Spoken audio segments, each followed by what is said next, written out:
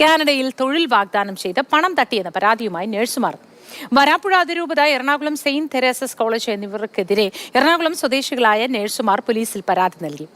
അതേസമയം സഭയുടെ സ്ഥാപനത്തിൽ വാടകയ്ക്കെടുത്ത സ്ഥലത്ത് പ്രവർത്തിച്ച സ്ഥാപനമാണ് തട്ടിപ്പ് നടത്തിയത്. ഇവർക്കെതിരെ നിയമ നടപടി സ്വീകരിച്ചതായും വരാപ്പുഴ അതിരൂപത പ്രതികരിച്ചു. കാനഡയിൽ PR-ഓടുകൂടി കുടിയേറാമെന്ന് വാഗ്ദാനം ചെയ്ത് ലക്ഷക്കണക്കിന് രൂപയുടെ തട്ടിപ്പ് നടത്തിയെന്നാണ് പരാതി. എറണാകുളം സ്വദേശികളായ 4 നഴ്സുമാരാണ് എറണാകുളം സെൻട്രൽ പോലീസിൽ പരാതി നൽകിയിരിക്കുന്നത്. സഭയുടെ ആസ്ഥാനമായ എറണാകുളം കച്ചേരിപ്പടിയിലെ വിദ്യാനികേതനിൽ പ്രവർത്തിച്ച ഇന്റർനാഷണൽ എഡ്യൂക്കേഷണൽ പ്രോഗ്രാംസ് എന്ന ഏജൻസിയാണ് തട്ടിപ്പ് നടത്തിയതെന്നും പരാതിയിൽ ആരോപിക്കുന്നുണ്ട്. 240 എടുത്തിട്ട് നമ്മൾ വിദ്യാനികേതനിൽ അവിടുത്തെ പ്രോസസ് ഫീ ആയിട്ട് നമ്മൾ ആദ്യം അടച്ചു. ജനുവരിയിൽ അടച്ചിട്ട് അഡ്മിഷൻ എടുത്തു. അങ്ങനെ ആദ്യം നമുക്ക് PSWൻ്റെ ക്ലാസ് ആയിരുന്നു അവർ ആദ്യം പറഞ്ഞിരുന്നത്. അപ്പോൾ PSWൻ്റെ ഓമിനി കോളേജിലേക്ക് ഫീ എന്ന് പറഞ്ഞിട്ട് നമ്മൾ ഒരു 4000 CAD നമ്മൾ അങ്ങോട്ടേക്ക് നേരിട്ട് അവർ നമ്മളെ കൊണ്ട് അടപ്പിച്ചിട്ടുണ്ടായിരുന്നു. അങ്ങനെ ലാസ്റ്റ് അവർ പറഞ്ഞു നമുക്ക് എംപ്ലോയീസിന് അവർക്ക് കിട്ടുന്നില്ല, നമ്മളൊരു പ്രൈവറ്റ് ഏജൻസിക്ക് കൊടുക്കുകയാണ്. അപ്പോൾ ആ പ്രൈവറ്റ് ഏജൻസി അലിസൺ ജോൺസൺ എന്ന് പറഞ്ഞിട്ട് ഒരു പ്രൈവറ്റ് ഏജൻസി, അത് ആർക്ക് വേണമെങ്കിലും ഡയറക്റ്റ് അപ്ലൈ ചെയ്യാവുന്നുള്ളൂ, ഇവരുടെ ആവശ്യമില്ല.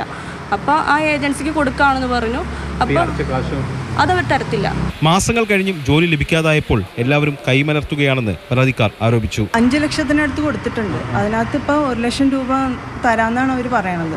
വേറെ ഒന്നും അവർ തരില്ലെന്നാണ് പറയുന്നത്. അവർ മാക്സിമം പോയി കഴിഞ്ഞാൽ 1 ലക്ഷം രൂപ തരും, അല്ലെങ്കിൽ കേസിന് പോയി കഴിഞ്ഞാൽ ഒരു പൈസ പോലും തരത്തില്ല എന്ന് പറഞ്ഞ് ഞങ്ങൾ ഭീഷണിപ്പെടുത്താണ് ഉണ്ടായത്. അതേസമയം നഴ്സിംഗ് റിക്രൂട്ട്മെന്റുമായി സഭയ്ക്ക് ബന്ധമില്ലെന്ന് വരാപ്പുഴ അതിരൂപത പ്രതികരിച്ചു.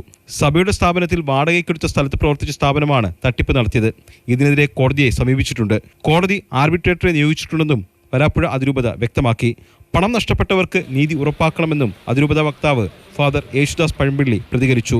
തട്ടിപ്പിനിരയായെന്ന് വ്യക്തമാക്കി ഈ മാസം 5-ന് നഴ്സുമാർ നൽകിയ പരാതിയിൽ പോലീസ് ഇതുവരെയും FIR രജിസ്റ്റർ ചെയ്തിട്ടില്ല. മാതൃഭൂമി ന്യൂസ്, കൊച്ചി.